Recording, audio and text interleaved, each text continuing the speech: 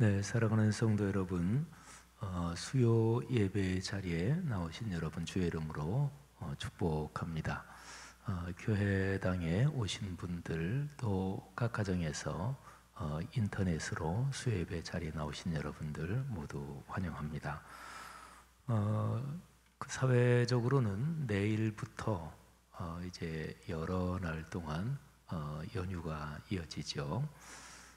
방역 당국에서는 이번 5월, 4월 말부터 5월 초에 있는 이 연휴가 지금까지 성공적으로 잘 방역이 된 이게 계속 이어지느냐 아니면 또 감염이 확산되느냐 굉장히 걱정하고 또 주목하고 있는 것 같아요. 우리 그리스도인이 또 먼저 이런 상황에서 가능한 대로 방역에 좀 더 신경을 쓰고 그래야 하겠습니다.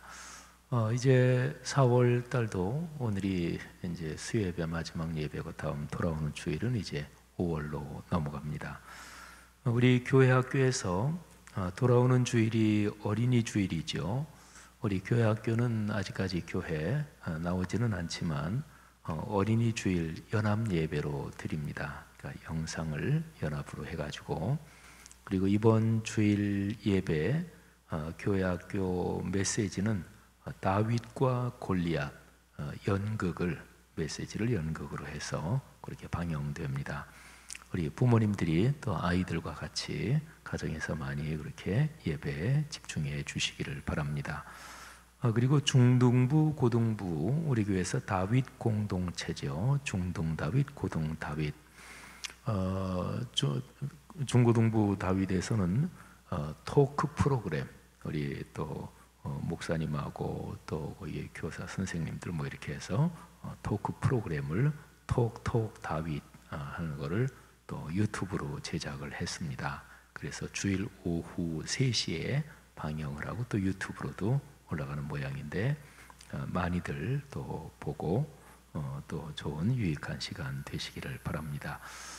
교회에서 코로나19 구제 헌금을 진행 중에 있습니다. 성도 여러분들이 많이 동참해 주시기를 바라고, 코로나19 구제 헌금은 우리 코로나19로 어려움을 당하는 우리 사회의 취약계층이나 어려운 분들 돕고요. 또 코로나19 때문에 해외에 파송된 선교사님들이 어려우신 분들이 많습니다. 그래서 또 우리 교회가 연관을 가지고 기도하고 또 선교하는 선교사님들에게도 우리가 다소간 얼마라도 선교사님은 혼자가 아닙니다, 우리가 같이 있습니다 하는 마음을 좀 더 전달을 하려고 선교위원회에서 지금 각 선교부별로 파악도 하고 있습니다. 여러분들이 그렇게 마음으로 또 기도로 그리고 또 헌금으로도 동참해 주시기를 바랍니다. 모이는 예배하고 인터넷 예배가 계속 병행이 되고 있는데요. 5월 중에 가서 일반 학교가 등교 개학을 하게 되면 그러면 교회에서도 교회 학교나 또 다른 모임들도 순차적으로 예배당에 모이는 것을 다시 재개를 하려고 합니다. 사회적으로 방역이 계속 현재 기조가 잘 관리가 돼야 되는데 여러분들도 기도 많이 해주시기를 바랍니다. 오늘 예배를 통해서 하나님께서 우리 모두에게 또 각 사람에게 말씀해 주시고 힘을 주실 줄 믿습니다. 우리 함께 찬양 하나님 앞에 올리겠습니다. 295장과 382장 우리 가사를 깊이 묵상하시면서 하나님 앞에 찬양하겠습니다.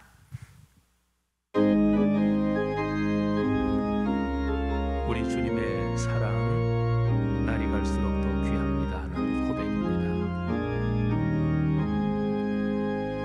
큰 죄에 빠진 나를 주 예수 건지사 그 넓은 구원하신 품으신 은혜는 저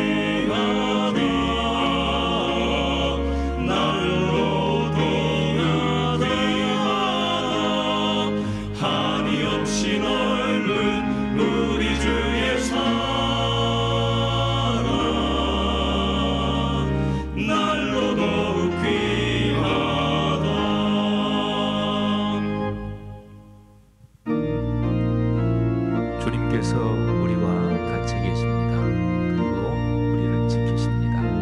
가사를 고백으로 찬양하겠습니다.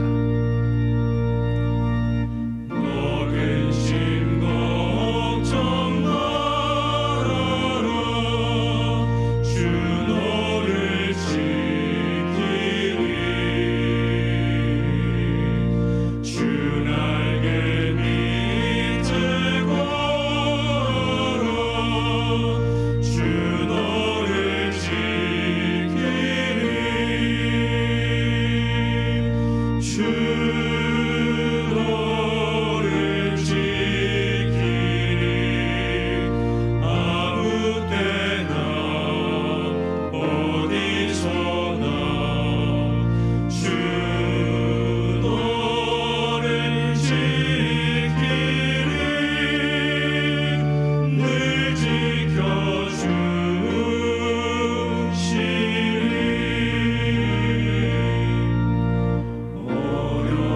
어려워나 힘들 때에 주 너를 지키리.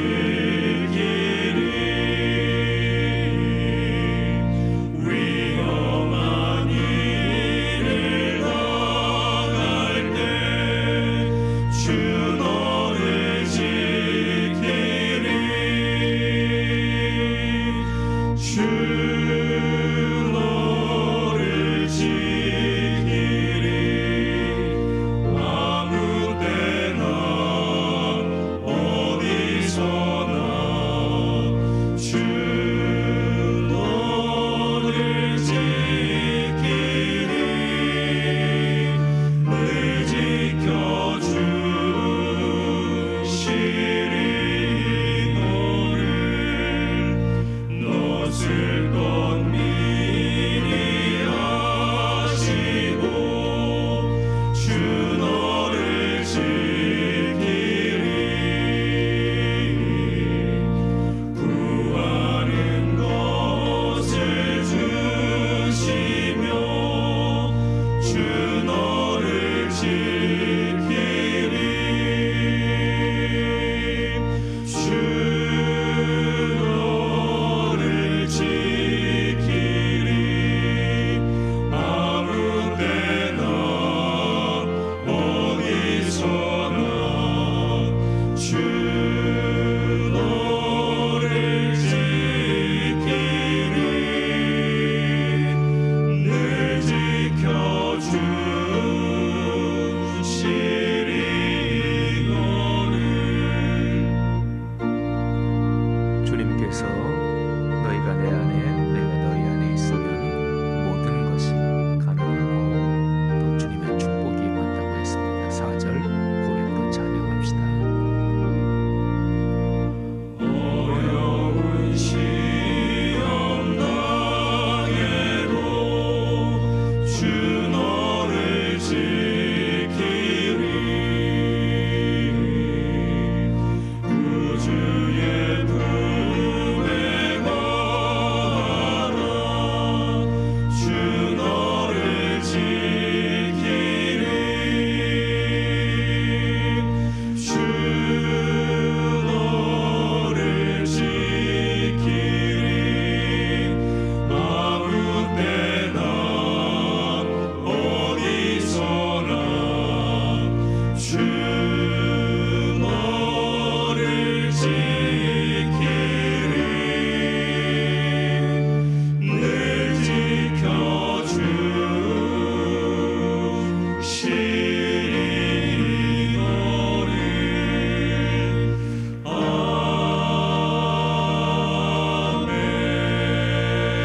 아멘. 우리의 마음을 모아서 공동의 기도를 하나님 아버지 앞에 올리겠습니다. 화면에 나오는 공동의 기도문을 같이 읽으며 기도 올리겠는데요. 기도 인도는 유창욱 권사님께서 인도해 주시겠습니다. 살아계신 하나님 아버지, 지금도 창조와 구원을 이루어 가시며 모든 생명을 주관하시니 감사와 찬양을 올려드립니다. 허물과 죄로 죽을 수밖에 없던 저희를 위해 아들 예수 그리스도의 생명까지 내어주신 그 크신 사랑에 감사드립니다. 그러나 저희는 하나님의 나라를 위해 헌신하기보다 세상의 이익을 탐하는데 먼저 마음을 두었고 하나님을 높여드리기보다 자신을 높이며 살았습니다. 그리스도의 보혈로 저희를 용서해 주옵소서. 한국교회 희귀와 희복을 위해 기도합니다. 교회가 그리스도의 십자가를 따르지 않고 세속의 가치에 함몰된 시간들을 회개합니다. 다시 낮은 자리에서 이웃을 섬기며 한 영혼을 구원하는 교회의 본연의 역할을 희복하게 하옵소서. 말씀 공동체 성락성결교회 또한 우리 사이에서 늘 마음을 모아 그런 사명을 감당하게 하옵소서. 부활의 기쁨으로 지역 사회를 품고 시작한 공감 소위 운동이 더욱 확산되어 어려운 시기를 지나는 이웃들에게 힘과 희망을 전하게 하옵소서. 지구촌 전역이 코로나19로 인해 여전히 음침한 죽음의 위협에 뒤덮여 있습니다. 생명의 빛으로 이 어둠을 물리쳐 주옵소서. 오늘의 세계를 고쳐 주옵소서. 푸르른 희망으로 물들어가는 실록의 계절 5월을 앞두고 있습니다. 농부가 밭을 갈고 씨를 뿌리는 계절에 저희도 모두 다시 일상에서 밭을 갈고 소망의 씨를 뿌리게 하옵소서. 분주하게 걸어가던 세상의 발걸음을 멈추고 이 시간 인생의 주인이신 창조주 하나님을 바라봅니다. 세우신 목사님을 통해 말씀하여 주시고 진리의 말씀으로 제1을 새롭게 빚어 주옵소서. 내려주실 은혜를 기대하며 참 생명이신 예수님의 이름으로 기도드립니다. 아멘. 우리가 올린 공동의 기도를 예수님께서 가르쳐 주신 주기도문으로 마무리하며 완성합시다. 다 함께 주기도문 올리겠습니다. 하늘에 계신 우리 아버지, 아버지의 이름을 거룩하게 하시며 아버지의 나라가 오게 하시며 아버지의 뜻이 하늘에서와 같이 땅에서도 이루어지게 하소서. 오늘 우리에게 일용할 양식을 주시고 우리가 우리에게 잘못한 사람을 용서하여 준 것 같이 우리의 죄를 용서하여 주시고 우리를 시험에 빠지지 않게 하시고 악에서 구하소서. 나라와 권능과 영광이 영원히 아버지의 것입니다. 아멘. 오늘 설교 성경 본문 말씀 봉독하겠습니다. 제가 봉독해 올리는데요. 스가랴서 2장 1절부터 13절까지 말씀입니다.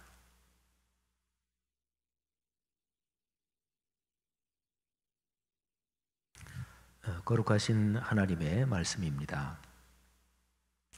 내가 또 눈을 들어본즉 한 사람이 측량줄을 그의 손에 잡았기로 네가 어디로 가느냐 물은즉 그가 내게 대답하되 예루살렘을 측량하여 그 너비와 길이를 보고자 하노라 하고 말할 때에 내게 말하는 천사가 나가고 다른 천사가 나와서 그를 맞으며 이르되 너는 달려가서 그 소년에게 말하여 이르기를 예루살렘은 그 가운데 사람과 가축이 많으므로 성곽 없는 성읍이 될 것이라 하라. 여호와의 말씀에 내가 불로 둘러싼 성곽이 되며 그 가운데에서 영광이 되리라. 오호라 너희는 북방 땅에서 도피할지어다. 여호와의 말씀이니라. 이는 내가 너희를 하늘 사방에 바람같이 흩어지게 하였음이니라. 여호와의 말씀이니라.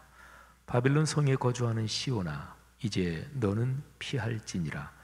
만군의 여호와께서 이같이 말씀하시되 영광을 위하여 너희를 노략한 여러 나라로 보내셨나니 너희를 범하는 자는 그의 눈동자를 범하는 것이라.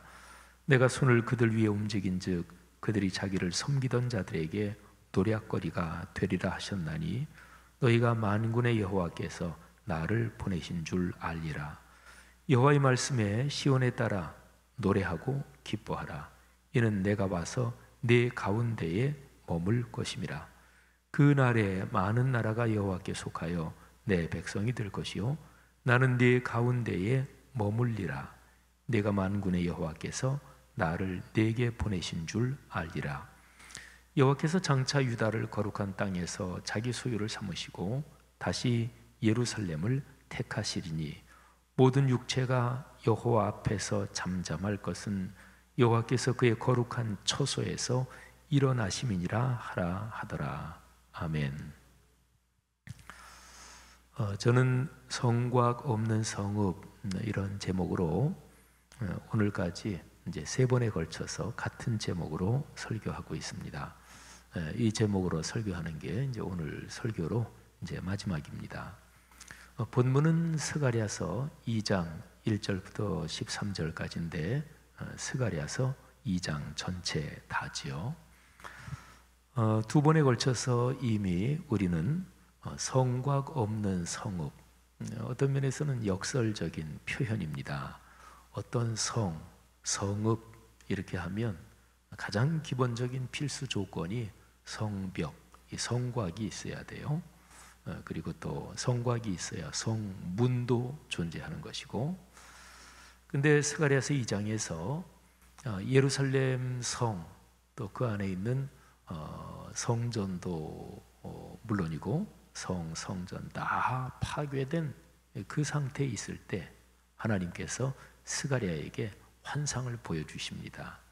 그리고 앞으로 다시 재건될 예루살렘 성전과 그리고 예루살렘 성 전체가 어떤 성이 될 것인지 하나님이 미래의 환상을 보여주시죠. 그 하나님이 보여주시는 미래의 예루살렘 성이 성곽 없는 성읍입니다. 근데 역사적으로요, 바벨론 포로기 이후에 학개, 스가랴 이런 선지자들이 하나님의 말씀을 전하고 또 예루살렘에 사는 유대인들이 그 말씀을 듣고서 열심을 내서 성전을 다시 재건해요. 성전 먼저 짓고 나서 그 다음에는 이제 성벽도 다시 재건합니다. 그거는 이제 느헤미야가 리더십을 발휘해서 성벽도 다시 쌓습니다. 그런데 역사적으로 그렇게 다시 재건된 성전, 또 재건된 예루살렘 성은 여기 스가랴서에서 보여준 환상처럼 그렇게 대단한, 그렇지는 않았습니다.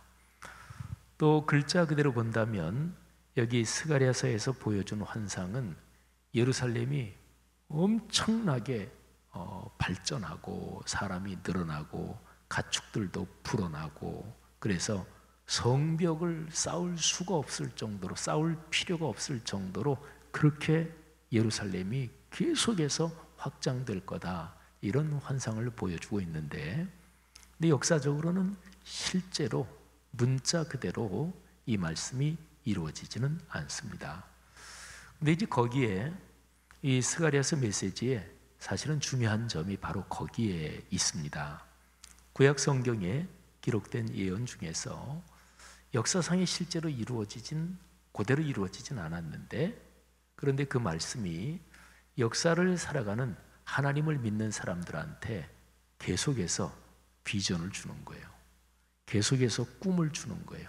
힘이 되는 거예요. 그래서 하나님께서 인류 역사를 이끌어 가실 때 역사의 어느 시점에 가서는 하나님께서 그것을 이루신다, 이런 꿈과 비전을 계속해서 주는 거죠. 이런 것을 신학적인 용어로 표현하면 종말론적인 희망, 종말론적인 비전, 이렇게 이제 신학적인 용어로 표현합니다. 그러니까 종말, 그러면 뭐 이 세상의 종말, 또 예수님의 재림, 보통 그런 거를 의미하잖아요. 그러니까 역사 흐름의 맨 마지막에서 하나님께서 이루실 그 아름다운 비전을 구약시대부터 하나님은 계속해서 보여주시는 거예요. 인류 역사에서 일반적으로도 그런 거는 많아요. 예를 들면 동양이나 서양이나 인류 역사에서는 어떤 사람들이 인류가, 사람이 이렇게 죄짓고 서로 싸우고 죽이고 이렇게 살지 말고 진짜로 행복하게 살 수는 없을까? 그래서 이상향, 유토피아 뭐 이런 거를 꿈꾸는 그런 얘기들, 또 그런 비전들이 동양이나 서양이나 많습니다. 중국 같은 데로 말하면 뭐 무릉도원 그런 이야기라든지, 또 우리나라 옛날 얘기 중에서도 뭐 홍길동이 어떤 나라를 뭐 세우고 이런 것도 다 이제 그런 거죠. 1600년대에 영국의 대법관을 지냈던 토마스 모가 쓴 유토피아라는 그 저작도 또 이제 그런 것입니다. 그런데 그런 이상향을 꿈꾼 그런 이야기들, 또 그런 저작들, 그런 게 인류 역사에서 아직까지도 이루어진 적이 없지만 사람의 본성에는 참 아름다운 나라를 꿈꾸는, 아름다운 사랑과 평화를 꿈꾸는 이런 본성이 있어서, 그래서 끊임없이 그런 게 인류에게 힘을 주는 거죠. 여기 스가랴서 말씀이 그런 것입니다. 그런데 오늘 여기 스가랴서 말씀에서 핵심적인 표현, 성곽 없는 성읍, 세 번에 걸친 제 설교의 제목이기도 한 요 표현에 해당되는 것이 구약 성경하고 신약 성경 결정적인 장면에 바로 이 표현하고 연관된 게 나와 있습니다. 제가 아까 그런 말씀 드렸죠. 구약 성경에 보면 하나님께서 그 언젠가 이루실 종말론적인 그 희망, 그런 게 이제 구약 성경에도 많아요. 이사야서 제일 끄트머리에 그런 게 있고, 에스겔서 제일 끄트머리에 그런 게 있고, 예레미야서의 끄트머리 부분에 그런 게 있고, 그러니까 구약 성경 중에서 예언서라고 이렇게 분류되는 그런 책들에는 대개가 그런 이야기들이 어디는 뭐 좀 길게 집중적으로, 어디는 몇 문장으로 몇 절로 이렇게 나와 있습니다. 사도행전 2장에서 성령이 강하게 역사하시잖아요, 그죠? 예루살렘에 성령이, 오순절에 성령이 임해요. 그때 베드로가 일어나서 설교하면서 구약 성경 요엘서 말씀을 인용합니다. 그 옛날 요엘 선지자 시절에 요엘 선지자가 하나님의 감동을 받아서 예언한 그 구절이 지금 여기서 이루어진 것이다. 이렇게 베드로가 설교를 하지요. 그러니까 말하자면 그런 거예요. 그래서 구약 성경 중에서 하나님이 인류에게 허락하시는, 하나님을 믿는 사람들에게 허락하시는 그 아름답고 찬란한 나라, 그런 게 이제 구약에 많고 신약 성경에도 있습니다. 근데 제가 구약과 신약 거기에서 한 군데씩만 한번 말씀을 드리겠습니다. 그리고 그 한 군데씩 말씀드리는데 그 내용이 바로 스가랴서 2장 여기에 있는 성곽 없는 성읍, 이거하고 연관이 되어 있습니다. 구약에서 제가 드릴 그 본문은 이사야서 60장입니다. 이사야서 60장은 우리 그리스도인들에게 무지무지하게 유명한 표현이 담겨 있는 그런 장입니다. 이사야서 60장 1절 제일 첫 절하고 60장 마지막 절 22절, 그러니까 60장의 첫 절하고 마지막 절이 우리 그리스도인들이 신앙생활하면서 무지무지하게 많이 들었던, 그래서 익숙한 구절이에요. 자, 1절이 이런 겁니다. 일어나라 빛을 발하라. 이는 내 빛이 이르렀고 여호와의 영광이 내 위에 임하였음이니라. 아멘. 많이 들으셨죠, 그죠? 일어나라 빛을 발하라. 그 다음에 60장 맨 마지막 절 내용이 이렇습니다. 그 작은 자가 1000명을 이루겠고 그 약한 자가 강국을 이룰 것이라. 때가 되면 나 여호와가 속히 이루리라. 아멘. 여러분, 참고로 말씀드리면 이사야서 60장 요 부분도 스가랴서 제가 3번에 걸쳐서 설교하는 이 본문하고 이 이사야 60장이 기록된 시기가 비슷해요. 그러니까 스가랴서처럼 예루살렘이 아직 황폐하고, 그리고 뭐 정확한 연대는 알 수 없죠. 겨우 성전 그냥 옛날만큼 그렇게 솔로몬이 지은 성전만큼 그렇게 재건하지는 못했고, 그때에 비하면 상당히 초라하게, 그래서 그걸 보고서 많은 사람들이 울기도 했는데, 뭐 성전 그냥 어느 정도로 해놓고 성벽도 어느 정도 둘러 쳐놓고 그러고 난 다음인지도 모르겠어요, 이사야서 이 본문은. 근데 기본적으로 스가랴서, 학개서, 이사야서 60장 요거는 시대가 같아요. 그러니까 지금은 초라한 예루살렘, 그리고 지금은 힘겨운 그들의 현실의 삶, 여기에서 하나님께서 비전과 그리고 미래의 희망을 보여주시는 거예요. 일어나라, 빛을 발하라. 여호와의 영광이 내 위에 임하였다. 그리고 그때가 되면 너희 하나님의 백성들은 작은 자가 천명이 된다. 약한 자가 강국이 된다. 이게 바로 이제 소망이죠. 그런데 이사야 60장 이 전체 내용에서 핵심적인 표현이 11절에 기록이 되어 있습니다. 한번 들어보세요. 내 성문이 항상 열려 주야로 닫히지 아니하리니 이는 사람들이 내게로 이방 나라들의 재물을 가져오며 그들의 왕들을 포로로 이끌어옴이라.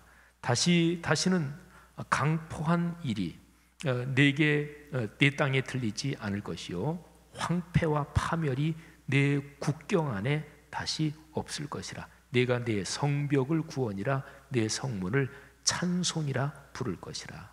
제가 17절부터 좀 이렇게 띄어가며 18절까지 봉독을 했습니다.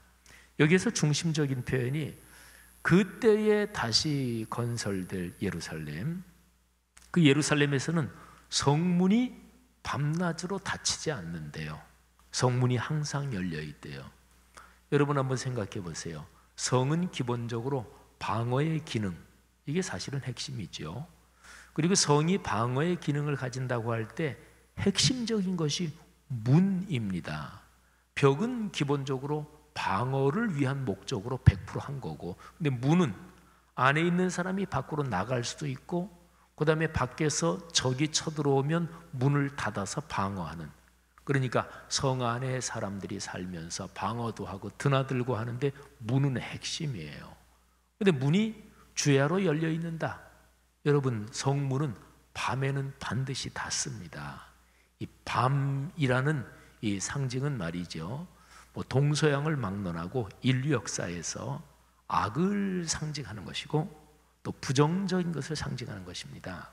물론 어떤 문학이나 또 어떤 문화권에서 밤이 긍정적인 개념하고 연관이 되기도 해요. 그런데 기본적으로는 밤은 안 좋은 것, 나쁜 것, 악한 것, 그러니까 밤에는 문을 닫는 거지요. 근데 예루살렘 성 거기에서 성문은 항상 열려 있다. 근데 항상 열려 있으면 침입을 받느냐? 그게 아니고 예루살렘과 하나님의 백성이 무지무지하게 더 강해진다. 방어는요, 약하고 좀 밀리는 쪽이 방어를 잘해야 되잖아요, 그렇죠? 넉넉하게 강하면 사실은 방어할 필요가 없습니다. 그래서 여기 이사야 60장에 보면 성벽을 구원이 성벽이고 성문이 찬송이 성문이래요. 여러분 한번 생각해 보세요. 이 스가랴서 말씀에 있는 성곽 없는 성읍, 이거하고 지금 통하는 이 사상, 통하는 정신적인 흐름이 있잖아요. 스가랴서에서는 성벽, 성곽이 혹시나 필요하다면 하나님께서 친히 불처럼 담이 되어 주신다.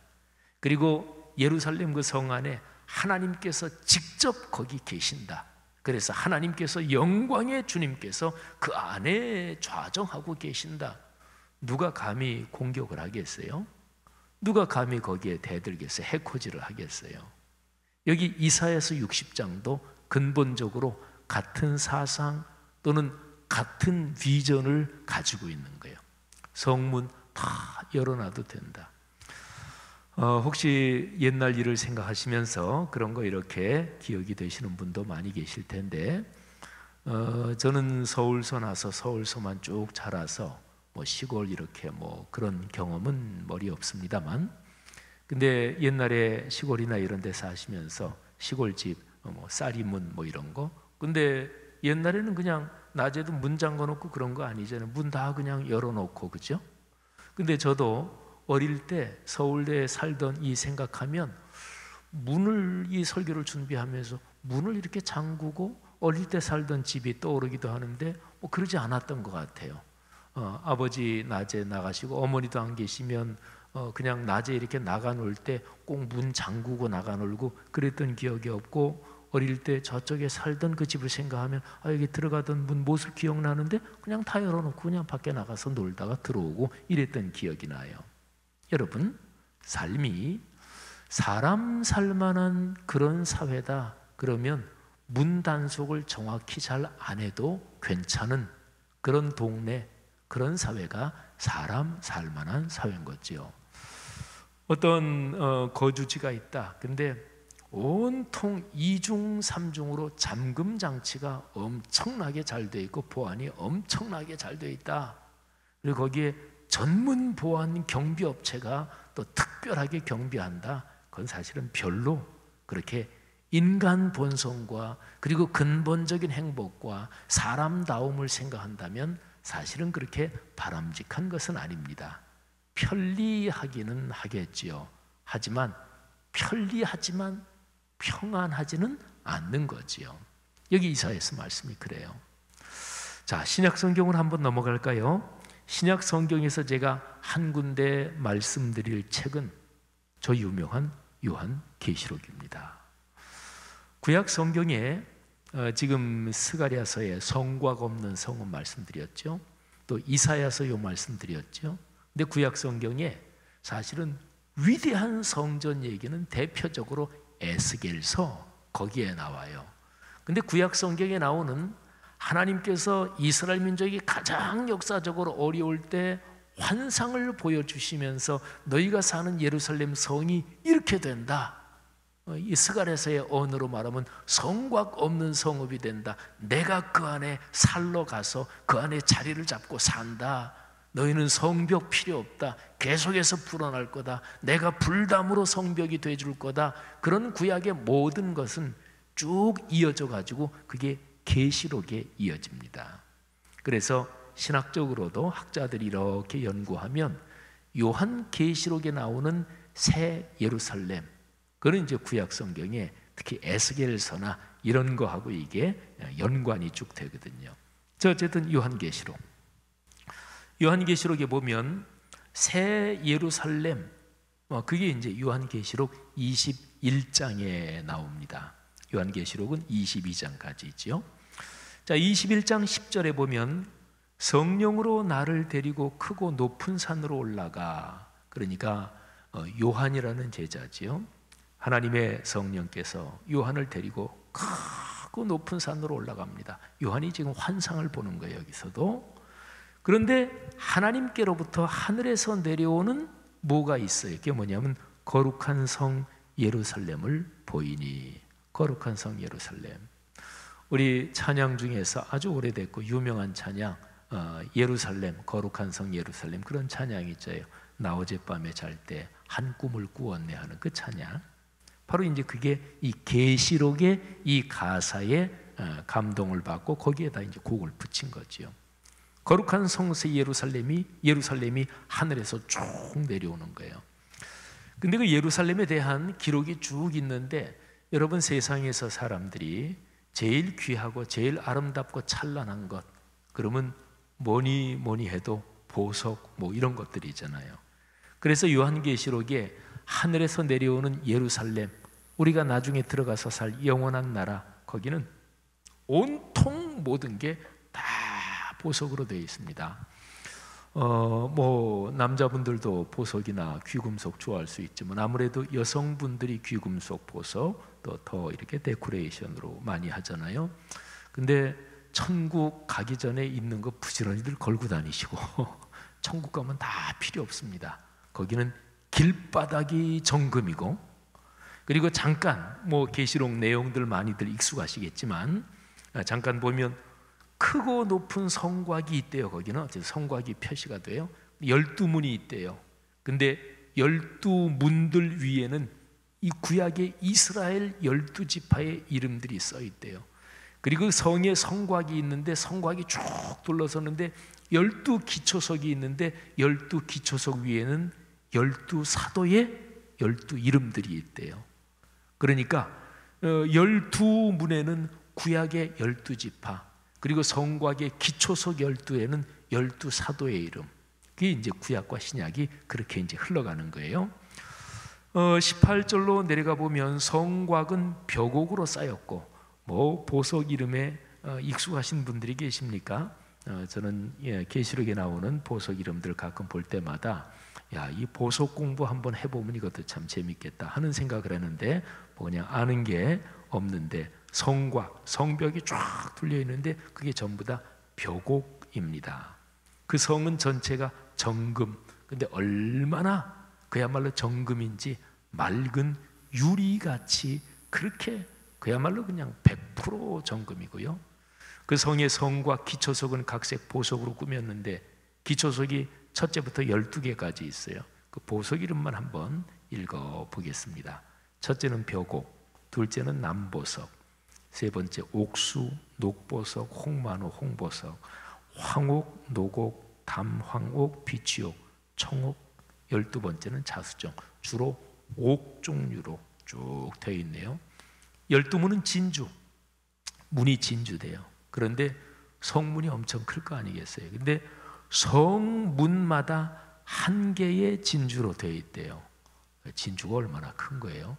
그건 조개에서 나온 진주는 아닌 것 같아요. 그리고 성의 길은 맑은 유리 같은 정금이라, 길바닥이 정금이래요. 어쨌든요, 우리가 많이 읽은 계시록이지만, 그런데 요한 계시록 21장에 나오는 예루살렘, 하늘에서 내려오는 예루살렘, 거기에서 핵심은 이 보석으로 묘사된 그런 게 핵심은 아닙니다. 핵심은 이제 22절 여기에 있습니다. 들어보세요. 성 안에서 내가 성전을 보지 못하였으니. 예루살렘 성이 왜 중요하나요? 그 안에 성전이 있어서 중요한 거거든요. 성전이 성전인 것은 그 안에 지성소의 언약궤, 그 안에 십계명의 돌판, 곧 말씀이 있어서 그런 거죠. 그런데 마지막에 있을 그 예루살렘은 성은 있는데 성 안에 보니까 성전이 없대요. 근데 이유가 있습니다. 그 뒤에 이런 표현이 나와요. 이는 주 하나님 곧 전능하신 이와 어린 양이 그 성전이심이라. 그런 거예요. 구약 성경에서 예루살렘 그 성 안에 성전이 있는데 성전 안에 지성소의 십계명의 돌판 말씀, 그러니까 말씀이 작동한다, 말씀이 선포된다고는 하나님이 거기 계신 거예요. 그러니까 성전의 원래 의미는 하나님의 임재와 현존이에요. 그러니까 마지막은 모든 게 다 완성되는 거잖아요. 그 예루살렘 성, 거기에 성전이 있을 필요가 없지요. 하나님과 어린 양 예수께서 거기에 직접 계시는데 무슨 성전이 필요해요? 이게 사실은 핵심입니다. 그 다음 23절에 가보면 그 성은 해와 달에 비침이 쓸데없으니 이는 하나님의 영광이 비치고 어린 양이 그 등불이 되심이라. 자, 근데 여기에도 이제 아주 중요한 표현, 스가랴서에 나오는 성곽 없는 성읍, 그리고 이사야서 60장에 나오는 밤낮으로 성문이 그냥 다 열려있는 그거하고 같은 맥락으로 흐르는 표현이 25절에 기록이 되어 있습니다. 낮에 성문들을 도무지 닫지 아니하리니. 거기는 낮에 성문을 안 닫는데요. 낮에 안 닫아요. 그런데 25절 뒤에 보면 이렇게 되어 있습니다. 거기에는 밤이 없습니다. 아까 제가 밤의 상징을 말씀드렸죠. 밤이 상징하는 것은 기본적으로 악한 것을 상징하는데 맨 마지막에 모든 것이 완성될 그때에는 밤 자체가 없대요. 거기는. 그리고 거기는 성문을 닫지 않습니다. 그러니까 밤, 어둠의 세력이 공격해 들어오는 그것 자체가 없어요. 그러니까 그 예루살렘에서는 성을 닫아서, 성문을 닫아서 방어해야 될 필요가 전혀 없는 거예요. 사랑하신 여러분, 스가랴서 2장에 나오는 성곽 없는 성읍, 이사야서 60장, 그리고 요한계시록 21장에 나오는 성문을 그냥 계속 밤낮으로 열어놓고, 아니 밤 자체가 없어서 늘 열려있는 그런 성, 거기에는 공격받을 일이 없는 거지요. 또 거꾸로 해보면 그 성을 지어놓고 이 성 밖에 있는 사람들은 우리 편 아니야, 너희들은 다른 밖에 사람들이야, 말하자면 배타적이지 않은 거예요. 공격적이지 않은 거예요. 어디에서 방어하면서 저쪽하고 우리를 가르지 않는 거예요. 그러니까 이게 성경의 근본적인 가르침인데, 예수 그리스도께서 이 땅에 오셔서 여러 가르침을 주셨지만 예수님은 그 당시에 절대로 그 사람들하고는 만날 수 없다. 절대로 그쪽하고는 섞이면 안 된다. 그 당시 사람들이 그렇게 생각했던 장소, 그렇게 생각했던 사람들한테 예수님은 가셨고 그리고 그들을 끌어안으셨어요. 대표적인 것이 예수님은 사마리아로 가셨습니다. 그 당시에 경건한 유대인들은 사마리아 땅도 밟지 않았어요. 근데 예수님은 사마리아로 가셨고 사마리아 여인에게 복음을 전하셨습니다. 그 당시 사람들은 세리와 죄인들하고 절대로 자리를 같이 하지 않았습니다. 그는 하나님께 대한 신앙이 부정해진다고 생각을 했습니다. 근데 예수님은 세리와 죄인들과 자리를 같이 하셨습니다. 예수님은 그 당시에 당신이 3년 동안 공적인 활동을 하신 그 지리적인 것을 살펴보면 특별히 복음서 중에서 마가복음에 그게 아주 명백해요. 예수님은 유대인들이 사는 지역에서 활동하시고 그 다음에 이방인들이 사는 지역에서 또 활동하시고 그랬어요. 오병이어의 기적도 이 유대인들이 사는 그 지역에서 오병이어의 기적을 베푸셨고 그리고 이방인들이 사는 지역에 가서 또 떡 7개 하고 물고기 7개 하고 떡 몇 개 가지고 또 거기서도 같은 기적을 베푸셨습니다. 사도행전 거기에 나오는 성령의 강림 사건도 사도행전 2장에 예루살렘에서 성령이 강림했고 사도행전 10장에 보면 고넬료가 사는 그 당시에 가이사랴, 여기는 대표적인 이방인들의 도시인데 거기에서 또 강하게 성령이 임재하셨습니다. 이게 예수님의 가르침이에요. 그러니까 배타적으로 남을 자르고 대적하고 그리고 우리만 똘똘 뭉치고 예수 그리스도께서는 그게 하나님의 뜻이 아니라고 말씀하신 거지요. 포용하고 그리고 관용하고 모두에게 하늘아버지의 좋은 뜻을 전한다. 이게 예수님이 세상에 오신 목적이셨습니다. 선교라는 말이 있죠. 교자는 가르칠 교자예요. 그리고 선자는 전한다, 알린다, 뭐 물꼬를 튼다 이런 게 이제 선자 한자예요. 근데 그 선자는 어원을 따져 올라가면 천자의, 그러니까 황제의 교지를 받들어서 전하는 것, 그게 이제 선자라는 단어에 들어 있습니다. 그러니까 선교는 번역이 참 잘 된 단어지요. 만왕의 왕이요 만군의 주이신 삼일체 하나님, 영원한 왕이시고 홀로 하나님이신 그분의 뜻을 세상에 펼치는 게 선교입니다. 그러면 선교를 가장 일반적인 표현으로 얘기하면 선교는 무엇일까요? 선교는 배타적으로 사는 사람들 가운데 들어가서 배타적으로 사는 것이 영원하신 하나님의 뜻이 아닙니다. 사람은 포용하고 서로를 끌어안아야 합니다. 이게 선교, 일반적으로 얘기할 때.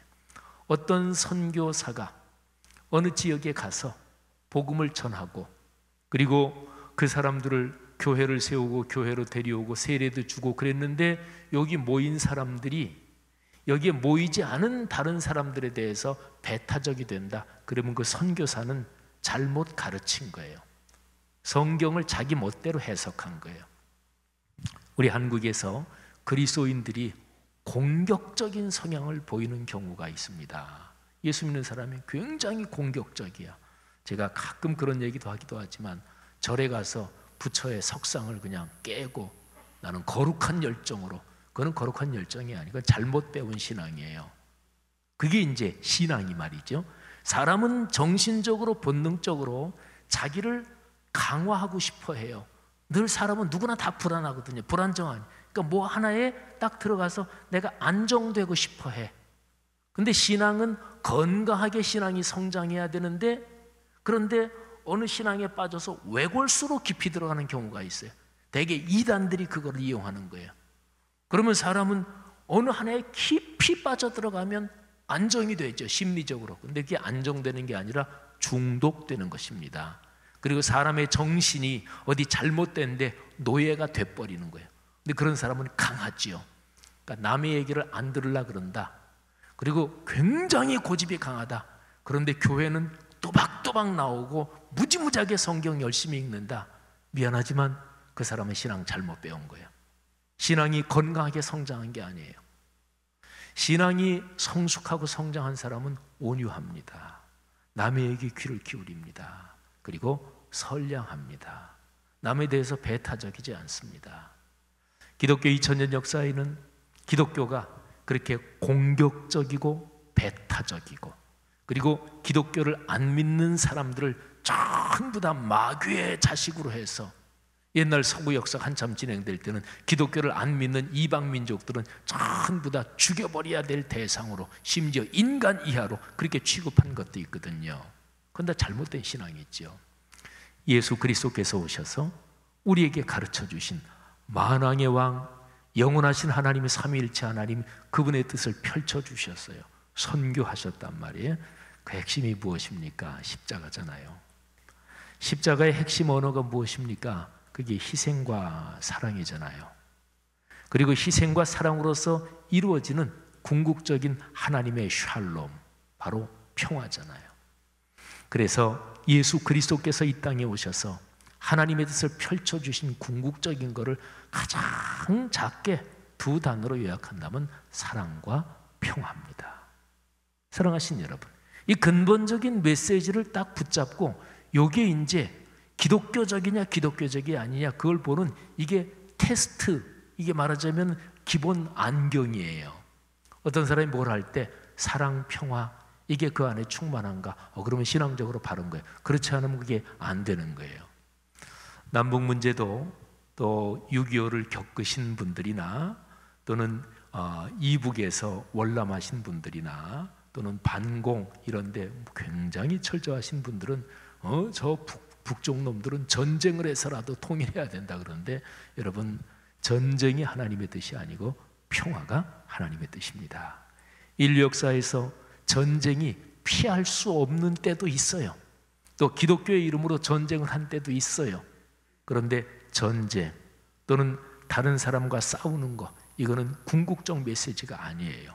하나님의 궁극적 메시지는 그거는 사랑과 평화다, 그런 거죠. 그러니까 통일에 대해서 성경적인 뜻은 평화적인 통일입니다. 그렇죠. 이게 사람이 죽어나가고, 이건 하나님의 뜻이 아닌 거죠. 사람은 근본적으로 사랑을 원하는 존재입니다. 평화를 지향하는 존재예요. 예를 들어서 막 사람을 막 죽어나가고 사람을 죽이고 잔인하고 이걸 보고서 쾌감을 느낀다, 그건 사람의 본성적인 쾌감이 아니고 그건 죄악에 물든 삐뚤어진 본성의 쾌감이지.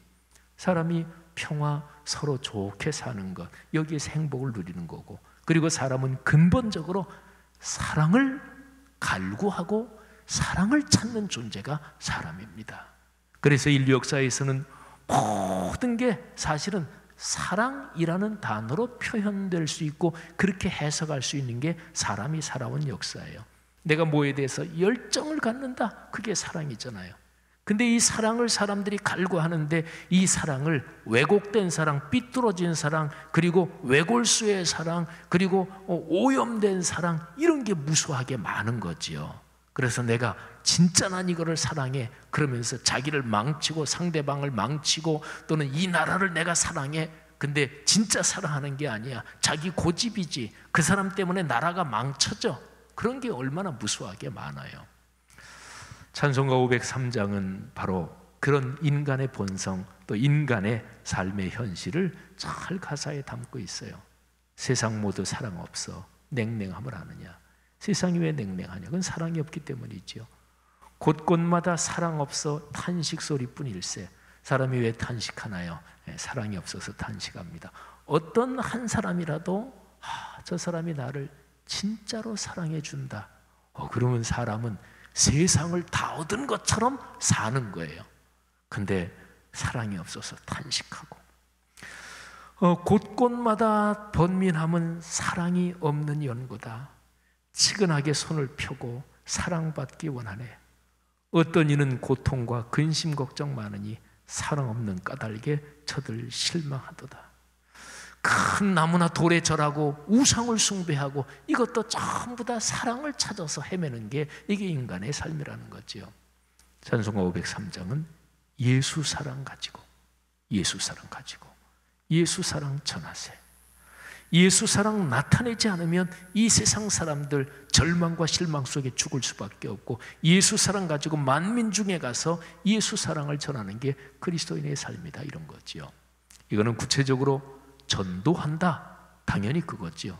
그런데 구체적인 전도는 우리 그리스도인의 삶의 자세, 삶의 기본 태도, 이게 이제 성경의 근본 메시지를 잘 이해하고 깨닫고 그렇게 내 삶을 더 성숙시켜가는 거예요. 그래서 우리가 사는 동네에서 동네 사람들이 교회 다니 어떤 사람을 볼 때 느낌이, 아유 저 사람 참 진짜 좋아, 아유 저 사람이 같이 있으면 사람들이 싸우다가도 서로 화해하고, 아유 저 사람이 모임에 있으면 그 모임이 참 훈훈해져. 그게 예수 믿는 사람이지. 동네에서 아우 저 사람 모임에 들어오면 복잡해, 아우 저 사람 말할 때 괜히 말 섞어다가 큰일 나. 그 신앙생활 잘못한 거죠. 예수 신앙이 아닙니다. 사랑하신 여러분, 오늘 여기 성곽 없는 성읍, 이게 주는 메시지가 그런 거예요. 성곽 없는 성읍은 근본적으로 사랑과 평화의 성읍입니다. 그러니까 기본적으로 배타성, 공격성, 그리고 남을 찍어 누르고 뭐 이런 게 말하자면 극복된 포용과 사랑과, 그리고 하나님이 거기 계신데, 하나님은 사랑의 하나님이요, 그리고 하나님의 샬롬이 거기에 강처럼 넘쳐 흐르는 거지요. 성도 여러분들이요, 그리스도인으로 인생길 걸어가시면서 이런 사랑과 평화, 여러분 가정 가문에, 또 우리 교회 공동체나 모든 교회들에 넘치기를 주님의 이름으로 축복합니다. 그래서 그리스도인과 교회가 있는 그 사회, 그 세상에 사랑과 평화가 넘치는 그런 복된 일이 많기를 주의 이름으로 축복합니다. 제가 말씀드린 503장 우리 찬양을 한번 고백하며 부르도록 하겠습니다. 가사를 잘 마음속에 고백하면서 주님 이렇게 사랑으로 살겠습니다. 세상 모두 사랑 없어 냉랭함을 아느냐. 곳곳마다 사랑 없어 탄식 소리 뿐일세. 악을 손게 만들고 모든 소망 이루는 사랑 얻기 하여 저들 노래 참았네. 사랑 없는 까닭에 사랑 없는 까닭에 사랑하기 하여 저들 오래 참았네. 옷곳마다 번민함을 사랑 없는 연고요. 지근하게 손을 펴고 사랑받기 원하네. 어떤 이는 고통과 근심 걱정 많으니 사랑 없는 까닭에 저들 실망하도다.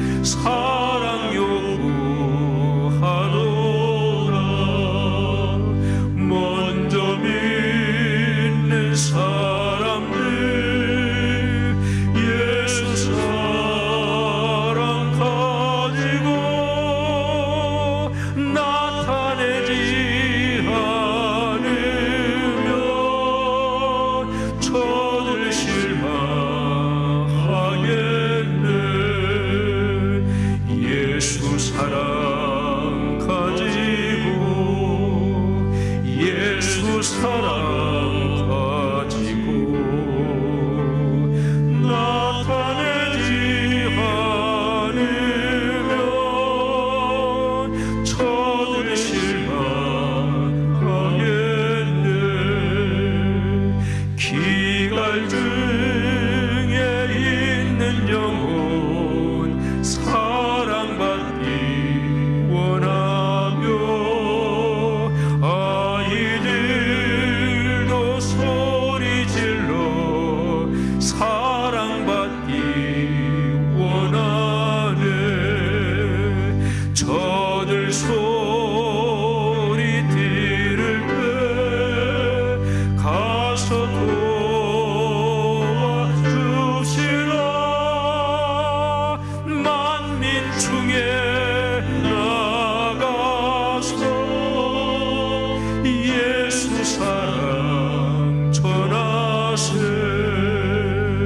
예수 사랑 전하세. 예수 사랑 전하세.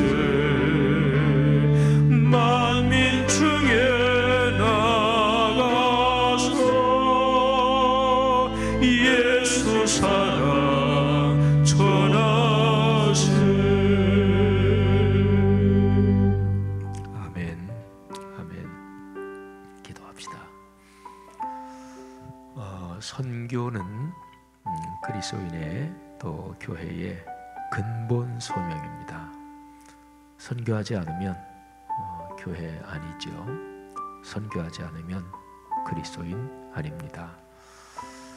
전도, 선교 뭐 다 같은 말이에요. 그런데 전도, 선교 이 얘기를 들으면 늘 부담이 되기 시작하죠. 저는 그래서 목회하면서 우리 교회 성도 여러분들한테 많지 않은 금액, 뭐 한 달에 3,000원, 5,000원, 뭐 또는 10,000원, 뭐 몇천 원은 누구나 다 할 수 있잖아요. 몇천 원 저는 진짜로 그거 못합니다, 없습니다. 그런 분도 혹시라도 있을 수 있겠지만, 근데 한 달에 커피 한 잔 값은 누구나 할 수 있습니다. 물질이 있는 곳에 마음이 있기 때문에 우리가 어떤 분은 하나님께서 은혜를 주셔서 또 마음에 감동을 주셔서 큰 금액을 전도와 선교를 위해 드리는 분도 있습니다. 또 어떤 분은 하나님이 큰 재물을 부어주시고, 뭐 재물이 있는 사람이 다 선교에 헌금을 많이 하는 건 아니지만 더 큰 재물도 주시고 헌신도 주셔서 그야말로 큰 금액을 헌신할 수도 있어요. 그런데 하나님께서 주신 믿음에 따라 사는 건데, 적은 금액을 선교와 전도에 헌신하는 훈련이 꼭 필요합니다. 이게 되지 않으면 시작도 안 되는 거예요. 제가 그런 얘기는 특별히 강조하죠. 그 다음에 내가 어떤 전도 대상자를 정하고 기도하는 것, 그것도 제가 그런 얘기할 때는 제가 강력하게 하지요. 그거 하지 않으면 시작도 안 되는 것입니다. 여러분이 정하고 마음으로 위해서 기도하는 전도 대상자가 누구십니까? 그 다음에 또 하나만 더 말씀드리면, 내가 사는데 오늘 메시지하고 연관된 거죠. 사랑과 평화로 살아야 합니다. 그게 사실은 전도 선교에서 제일 기본이고 제일 바탕입니다. 어떠십니까? 이웃사람과의 관계에서, 또 교회에서 모든 부서 기관 모든 활동은 사랑과 평화를 훈련하는 거예요. 교회에서는 어떤 행사 멋들어지게 그렇게 잘하지 않아도 괜찮아요. 또 뭐 성가대라든지 교회학교라든지 전문성이 높은 게 좋겠지만, 너무 전문성 막 성가대 기량 높이려고, 근데 그러다 보면 중요한 거를 까먹어요. 성가대 찬양대 왜 해요? 사랑 평화 훈련하느라고 하는 거거든요. 근데 훈련은 저 뒤로 그냥 가버리고 그냥 어떻게 하면 기량 높이나, 그러니까 서로 싸우는 거예요. 그러니까 교회 모든 활동은 사랑 평화 훈련하는 거예요. 그래서 그렇게 교회가 훈련소처럼, 그래서 세상 나와서 그렇게 사는 거예요. 이게 사실은 전도 선교에서 근본적이죠. 성도 여러분들이요, 오늘 이 시간 이 메시지 가슴에 끌어안고 하나님 앞에 기도합시다. 제가 구체적으로 3가지 말씀드렸죠. 작은 금액 내가 실천하고 헌신하는 것, 또 한 사람 두 사람 정해놓고 기도하는 것, 이거를 꾸준히 하면 내 마음에 평안이 찾아오고 하나님께서 나를 칭찬하시는 음성이 들립니다. 그리고 사랑과 평화를 끊임없이 훈련하는 것. 오 주님, 그리스도인이 그렇게 살게 하옵소서. 그래서 내가 살아가는 삶이 성곽 없는 성읍이 되게 하옵소서. 여러분 인생을 한번 그림을 그려보세요. 성곽 없는 성읍 쪽인가요? 아니면 온통 성을 쌓아놓고 문을 꽉 걸어 잠그고 어떤 사람에게도 마음 속내 드러내지 않고 행복하십니까? 그러지 않잖아요, 그죠? 사람은 성곽 없는 성읍 이쪽으로 가야 행복합니다. 개인의 삶이든 국가적이든 또는 교회 공동체든 다 마찬가지입니다. 오 주님, 성곽 없는 성읍의 그 위대한 축복, 그 비전이 제 삶에, 내 가정의 삶에, 사랑하는 내 아들 딸의 인생길에, 가치관에 성곽 없는 성읍의 위대한 비전, 이 축복이 임하게 하옵소서. 우리 사회를 그렇게 축복해 주옵소서. 그래서 한국 사회에서 생각할 때 한국 땅에 있는 교회, 그분들 진짜 좋은 분들이지. 나는 예수 믿지 않지만, 나는 불교 신앙 가지고 있지만 예수 믿는 분들 진짜 훌륭한 분들이야. 이렇게 돼야 마땅한 거잖아요. 여러분, 이런 제목들을 붙잡고 우리 한번 몇 분 동안 통성으로 기도하겠습니다. 하나님 아버지, 은혜를 감사합니다. 이 시간에 말씀을 듣고 이 말씀 가슴에 끌어안고 하나님 아버지 앞에 간절히 기도합니다. 하나님, 우리 각자가 걸어가는 인생이 성곽 없는 성읍, 성경 말씀의 그 가르침대로 그렇게 남을 포용하고 마음을 열고 또 그렇게 사랑과 평화가 흐르는 그런 인생으로 더 성숙해 가게 하옵소서.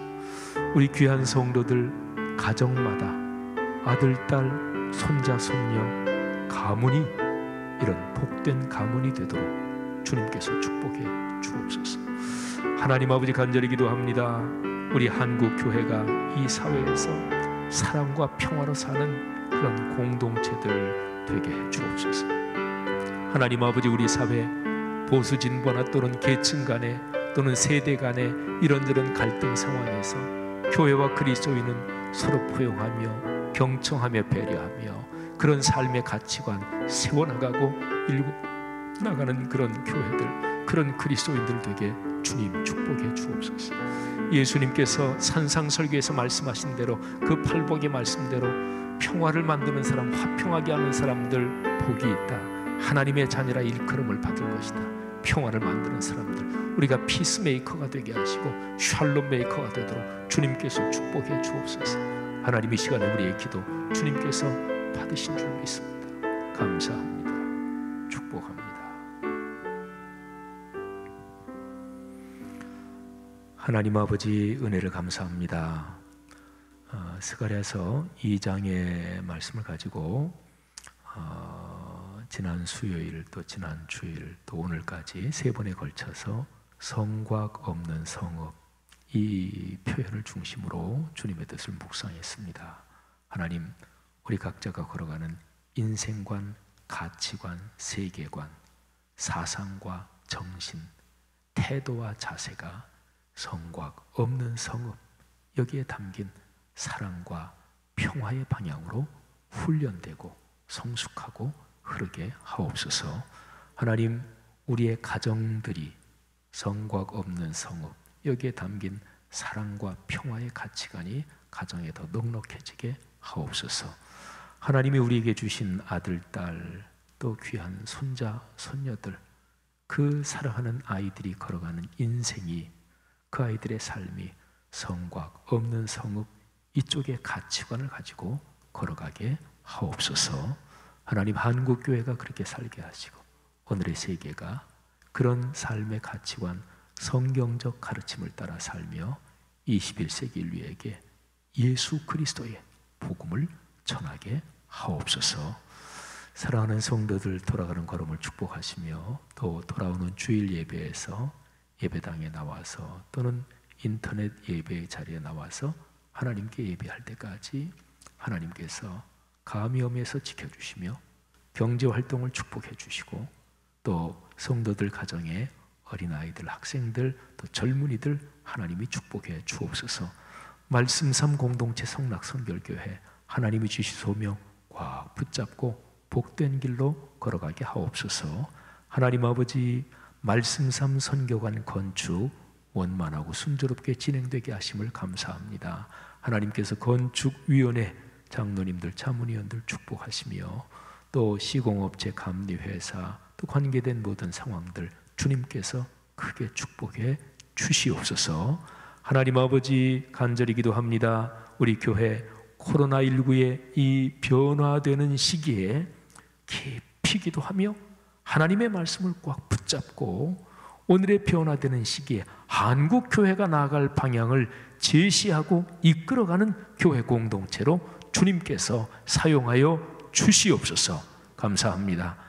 이제는 예수 그리스도의 은혜와 하늘아버지의 사랑하심과 우리 손 꼭 붙잡고 안고도 업고도 걸어가시는 성령 하나님의 동행하심이 하늘 백성 머리머리 위에 또 이분들을 통해 오늘의 세계 위에 지금부터 영원히 같이 계시기를 축원하옵나이다. 아멘.